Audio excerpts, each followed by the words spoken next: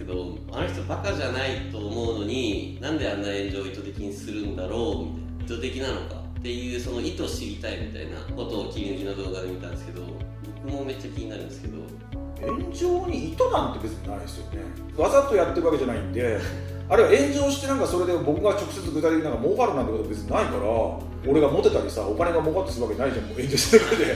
で。だから別に意図なんていうのはないんですけど、僕はじゃあ炎上っていうかまあ焚き火好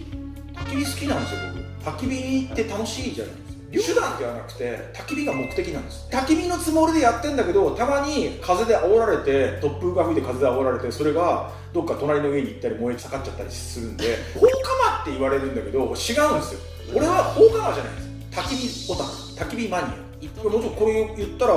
メラメラいい感じに燃えそうだなっていう意味で、俺は焚き火好きとしてはたまんねえと、焚き火台にポンと置いて焚き火つけたいねみたいな。これは放火魔なのかな。リスクを超えちゃってるってことですよね。燃やしたいなみたいな。メラメラ燃える炎を見ると愉快犯